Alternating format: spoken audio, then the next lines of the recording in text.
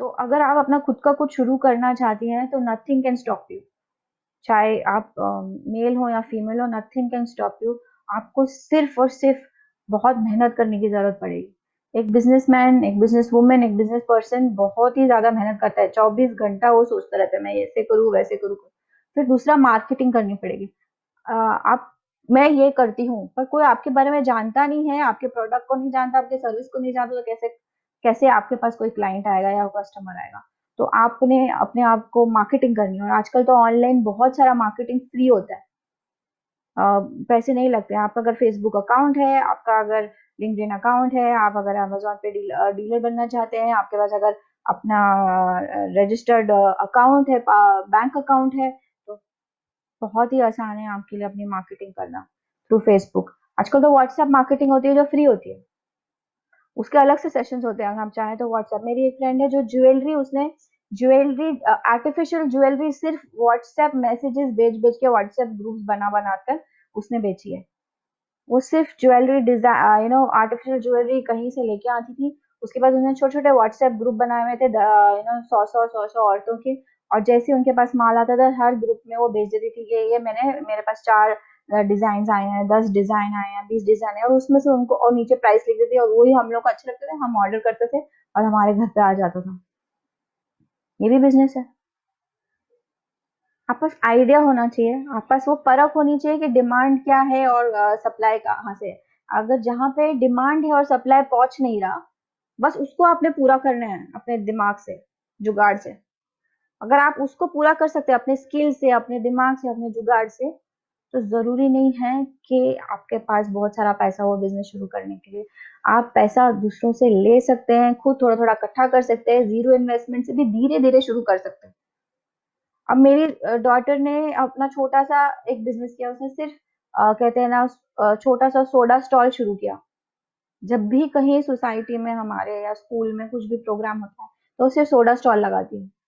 उसके जो पैसे आते हैं वो बच जाते हैं उसके, वो अगली बार अगले स्टॉल में लगाती है।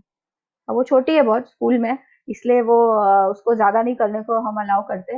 लेकिन इसमें कहाँ चाहिए था उसको पैसा, उसने शुरू किया सिर्फ एक सोडा बॉटल जो उसकी पॉकेट मनी में आया, और एक नींबू और 4 ग्लास, बस इतने में उसने शुरू कर दिया। और फिर उसके पैसे धीरे धीरे करते 2 सोडा बॉटल, 5 नींबू, 10 लोग, 20 लोग, 100 लोग। आज लास्ट हम लोगों ने जब स्टॉल लगाया था, तो हम लोगों ने करीबन हम उसने करीबन 200 ग्लास सर्व किए थे विद 4 to 5 फ्लेवर्स। उसने उसको एक्सपैंड कर दिया उसके उसके नजर में देखे तो।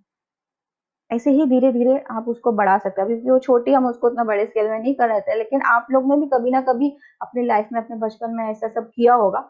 उसी को आगे आप आगे बढ़ा सकते हैं। या तो होता है हम प्रोडक्ट सेल करें या तो सर्विस दें। ये दोनों टाइप एंटरप्रेन्योरशिप में आते हैं। और आप कुछ भी उसमें से एक सिलेक्ट कर सकते हैं। इट्स नॉट लाइक कि आप सिर्फ कोई प्रोडक्ट ही सेल करना है, कोई आप सर्विस भी प्रोवाइड कर सकते हैं। जैसे बहुत सारी लेडीज स्टिचिंग की सर्विस प्रोवाइड करती है, बहुत सारी लेडीज ब्यूटी और सैलून की प्रोवाइड करती हैं। आजकल बहुत सारे जेंट्स भी ये सर्विसेज प्रोवाइड करते हैं इसको on door to door basis. तो ये भी एक सर्विस है। डीप क्लीनिंग सर्विसेज भी एक काइंड ऑफ सर्विस है। तो ये भी डिफरेंट काइंड ऑफ सर्विसेज में आता है। सिंपल ट्रेनिंग प्रोग्राम्स मैं जो कर रही हूँ, मैं जो करती हूँ, मेरा जो बिजनेस है वो ट्रेनिंग प्रोग्राम्स लेना है। तो वो भी एक सर्विस है, जिसमें प्रोडक्ट नहीं है कोई भी, I go and deliver it. तो दोनों कैटेगरी बिजनेस में आते हैं। First sign of a good business person is कि वो खुद इनिशिएटिव लेता है, खुद अपने खुद काम शुरू करता है। तो पहला आपका आइडिया आइडिया अच्छे से पेपर पे, कहाँ कहाँ मतलब जैसे मैं आपको ऑलरेडी मैंने आपको गाइड किया थोड़ा सा, एमएसएमई है, सिडबी है, एसबीआई, ये लोग लोन्स देते हैं। तो अपने पास के एसबीआई, सिडबी, एमएसएमई में जाके आप इंक्वायर कीजिए कि मेरा बिजनेस आइडिया समझिए, आपका बिजनेस आइडिया है बुटीक खोलना। तो मेरे को अगर बुटीक खोलना है तो मुझे क्या लोन्स अवेलेबल होंगे, क्या स्कीम्स अवेलेबल होंगी, वो पता लगाना। उसके बाद जैसे उनको पेपर वर्क चाहिए होता है, आप उनको एक बिजनेस प्लान चाहिए होगा, उनको गारंटी चाहिए होगी, उनको चाहिए होगा कि आप कहाँ खोलना चाहते हैं, कौन सी जगह पे खोलना चाहते हैं। फ्रेंचाइजीज और अनदर मेथड। मुझे कुछ खास स्किल नहीं है मेरे पास, और मेरे पास कुछ आइडिया भी नहीं आ रहा है समझ, तो मैं क्या करूँ। तो बहुत सारी कंपनियां अपनी फ्रेंचाइजी सेल करती हैं। जैसे बहुत सारे जैसे आपने सुना होगा जंबो किड्स, पोद्दार किड्स, इन लोगों ने अपने स्कूल, छोटे छोटे प्ले स्कूल्स की फ्रेंचाइजी आगे देते हैं। बहुत सारी टॉय कंपनीज अपनी फ्रेंचाइजी आगे देती हैं, बहुत सारी बुक कंपनीज अपनी फ्रेंचाइजी आगे देती है, बहुत सारे आइसक्रीम के ब्रांड अपने फ्रेंचाइजी आगे देते हैं, बहुत सारे रेस्टोरेंट वाले लोग अपना फ्रेंचाइजी आगे देते हैं। उसके लिए वो लोग बोलते हैं कि आपके पास जगह इतना इन्वेस्टमेंट होना चाहिए, और कई तो जगह और इन्वेस्टमेंट भी नहीं मांगते। जैसे एक एक कंपनी है जो सिर्फ बुक्स का आगे फ्रेंचाइजी देता है कि आप उनके सिर्फ बुक स्टोर करेंगे और आप बुक के डीलर होंगे अपने अपने जगह पर, और आगे आप उसको लोकल एरिया में बांट सकेंगे। तो वो एक डीलरशिप काइंड ऑफ आप रोल प्ले करते हैं। तो ये भी एक तरह का बिजनेस है, फ्रेंचाइजी एंड डीलरशिप। उसके लिए जिस कंपनी से आप फ्रेंचाइजी और डीलरशिप ले रहे हैं वो आपको पूरा गाइड करेगी, सपोर्ट करेगी। कुछ फ्रेंचाइजी और डीलरशिप में पैसे लगते हैं, कुछ फ्रेंचाइजी और डीलरशिप में पैसे नहीं लगते। There is a website called franchise India. Franchise India में सारी ज्यादातर कंपनियां इंडिया में जो फ्रेंचाइजी आगे देना चाहती हैं या डीलरशिप आगे देना चाहती हैं, वो अपनी एडवर्टाइजमेंट वहां पे डालते हैं। अगर आप नोट डाउन करना चाहते हैं तो उसका नाम है फ्रेंचाइज इंडिया। उस पर आप देख सकते हैं कि कौन सी आपके पास फ्री फ्रेंचाइजी। इनके मेले लगते हैं बहुत टाइम पर, वो अपना एग्जीबिशन लगाते हैं जिसमें अलग अलग कंपनियां जो अपने फ्रेंचाइजीज आगे देना चाहते हैं आते हैं, बताते हैं, स्टॉल लगाते हैं, आपको बताते हैं। फिर उसके बाद में आप सिलेक्ट कर सकते हो कि आप कौन सा फ्रेंचाइजी लेना चाहते हो, कौन सा नहीं, डिपेंडेंट अपॉन आपका आइडिया क्या है, आपका लोकेशन, कि आपके पास पैसे हैं या नहीं है इन्वेस्ट करने के लिए। उसके हिसाब से आप डिसाइड कर सकते हो आप किसकी फ्रेंचाइजी लेना चाहते हो, किसकी नहीं। तो अगर आप फ्रेंचाइज इंडिया जैसे वेबसाइट्स देखेंगे तो आपको पता लगेगा फ्रेंचाइजी और डीलरशिप भी वन फॉर्म ऑफ बिजनेस है। तो जैसे मैं कह रही हूँ, सर्विस प्रोवाइड करना, प्रोडक्ट करना, खुद का नया सर्विस या प्रोडक्ट बनाना, या एग्जिस्टिंग सर्विस या प्रोडक्ट कहीं और कुछ और कर रहा है तो उसको मैं भी कर सकती हूँ मेरे स्किल के हिसाब से वो, या फिर ऐसे फ्रेंचाइजी ले लेना या डीलरशिप ले लेना आगे सेल करने के लिए। ये भी एक तरीका है अपना बिजनेस आगे खोलने के लिए, अपनी कोई स्किल को ही आगे बढ़ा सकते हैं। ओके, ऑनलाइन ऑनलाइन बहुत सारा डेटा एंट्री जॉब वगैरह, इसमें कुछ इन्वेस्टमेंट नहीं लगता, सिर्फ नेट चाहिए और इंटरनेट चाहिए और एक लैपटॉप चाहिए जो आजकल ज्यादातर लोगों के पास होता है। ठीक है, ऑनलाइन डेटा एंट्री जॉब्स होते हैं वो, which is with lower investment, may be no investments.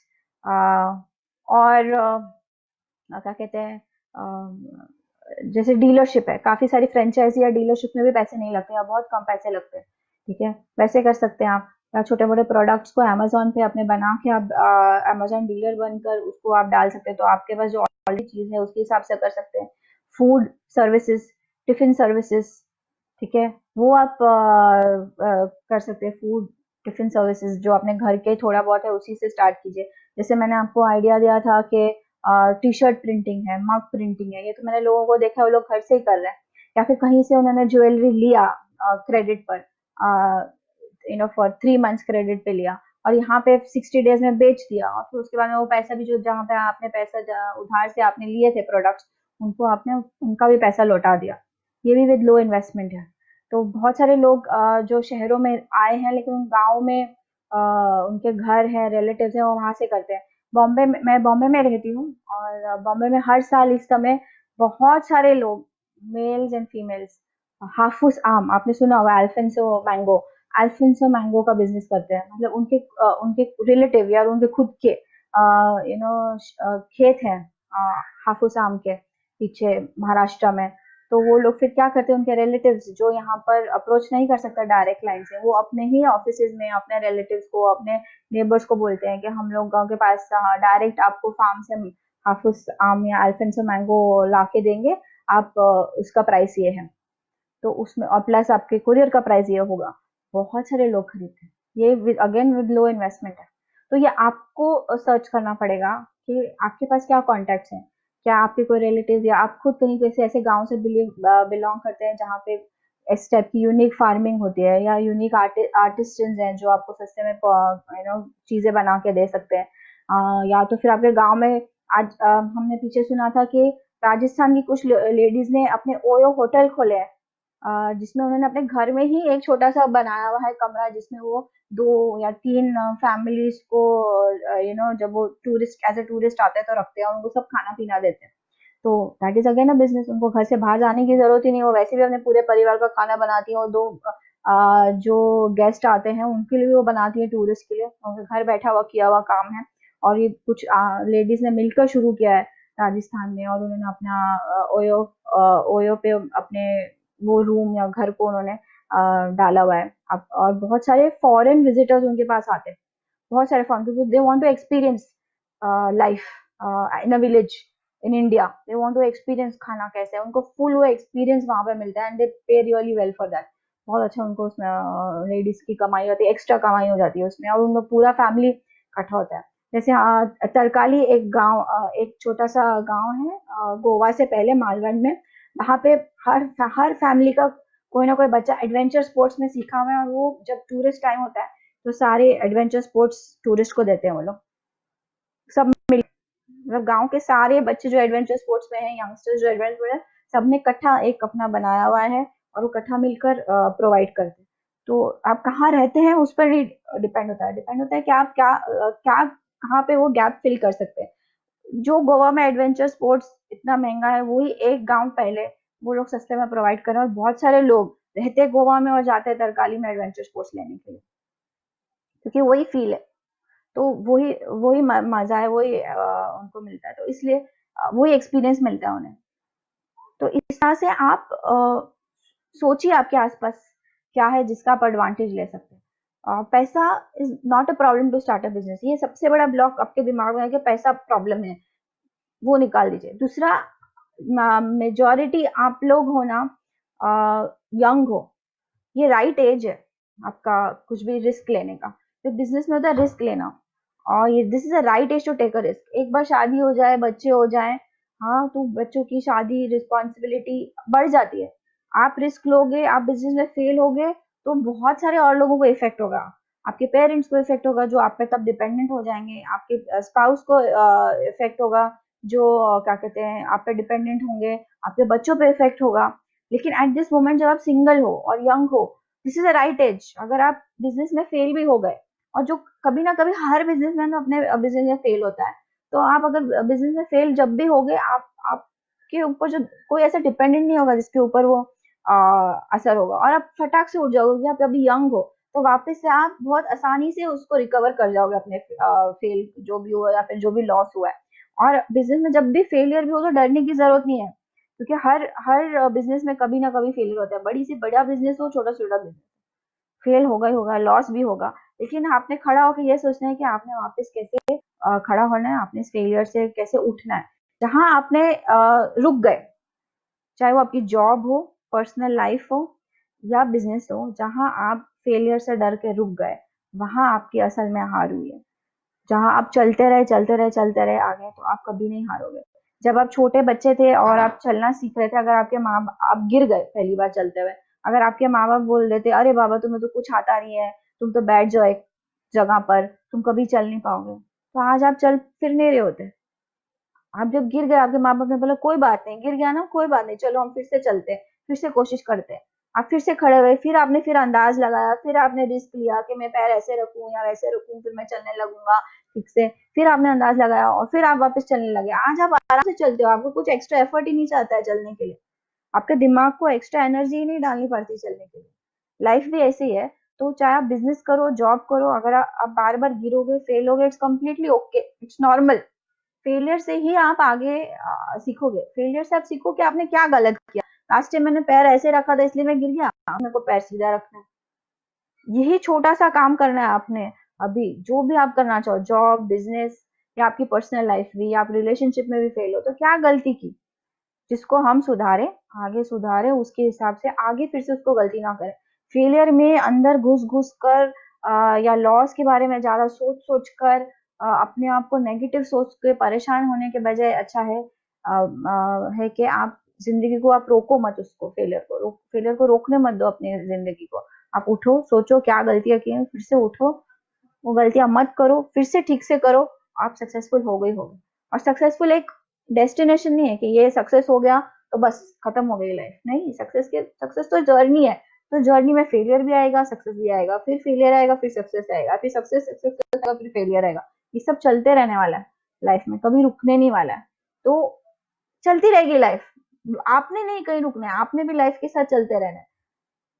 Life और टाइम तो चलता रहेगा। आप रुक गए तो आप रुक जाओगे अकेले, लाइफ और टाइम तो चलता ही रहेगा। तो फेलियर और सक्सेस से आप रुको मत, आप भी टाइम और लाइफ के साथ चलते जाओ आगे। जैसे सक्सेस आके जाएगा वैसा फेलियर भी आके जाएगा, बस दोनों सक्सेस और फेलियर से आप आप सीखो क्या सही किया क्या गलत किया, जो गलत किया फिर से नहीं करना, जो सही किया उसको बार बार करना है। और अपने आसपास के लोगों को कभी भी दुख मत पहुंचाओ। अगर आप उनको खुश रखोगे तो उस हिसाब से आपका सक्सेस और फेलियर में वो आपके पार्ट होते रहेंगे, और वो आपकी सबसे बड़ी जमा पूंजी है आपके आसपास के लोग और आपके आसपास के लोगों की स्माइल। अगर आप वो इकट्ठा कर सकते हो तो पैसा आता जाता रहेगा और आपका बिजनेस भी चलता रहेगा। अगर इन दो बातों को आप ख्याल रखोगे तो आपका, आप चाहे जॉब करो या बिजनेस करो, आप हमेशा खुश रहोगे।